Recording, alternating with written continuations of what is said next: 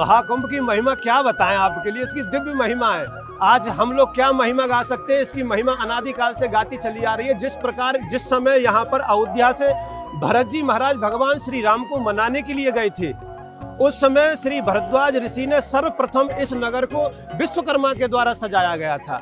आज हमारे यहाँ पर पुरानी परंपरा के अनुसार श्रवण करते आ रहे हैं, तो आज वही परंपरा का संत महात्मा उसका निर्वहन कर रहे हैं। आने वाले अतिथियों की रहने की व्यवस्था, भोजन की व्यवस्था, वो तीर्थ कर सकें, अपने पितरों को जलांजलि दे सकें, अपने ननिहाल पक्ष के लोगों को जलांजलि दे सकें, देश पर जितने शहीद हुए हमारे रक्षा के लिए उनके लिए जलांजलि दे सकें, आकर के लोग धर्म कर सकें, उनके लिए सबकी व्यवस्था इन साधु महापुरुषों ने यहाँ पे की है। और रही यहाँ की परंपरा, तो दिव्यता तो सर्वप्रथम ये है कि आप यज्ञ का दर्शन कर रहे हैं, और भव्यता द्वितीय ये है कि आप पंडालों का दिव्य दर्शन कर रहे हैं। ये दिव्यता है, देवताओं के द्वारा जो प्राप्त हो रहा है, देवताओं को जो प्राप्त हो रहा है वो दिव्यता है, और जो आप दृष्टिगोचर कर रहे हैं ये भव्यता है। स्नान जो व्यक्ति इस प्रयागराज में करता है, शास्त्रीय पद्धति कहती है कि स्नात्वा दत्वा हत्वा च जपत्वा अनंतरम फलम लभेत। जो व्यक्ति प्रयागराज में आकर के स्नान करता है, जप करता है, तप करता है, होम करता है और दान करता है, उसका अक्षय पुण्य होता है। न क्षीयते न क्षय, जो कभी क्षय नहीं होता, कभी नष्ट नहीं होता, ऐसा अक्षय पुण्य उसको प्राप्त होता है। इस प्रयागराज में स्नान करने का ये महत्व है।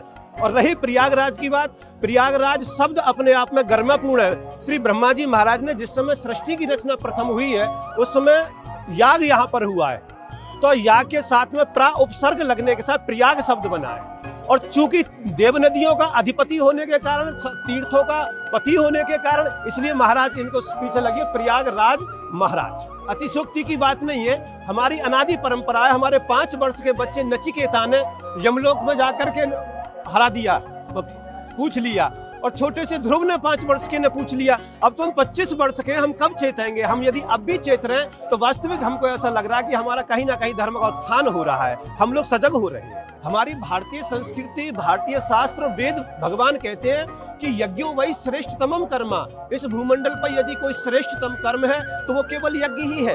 यज्ञ से देवताओं को हविष्य प्राप्त होता है, पितरों को कव्य प्राप्त होता है। जब देवता पुष्ट होंगे तो हमारी भारतीय संस्कृति और इस पूरे विश्व के कल्याण की भावना से हमें आनंदित करते रहेंगे।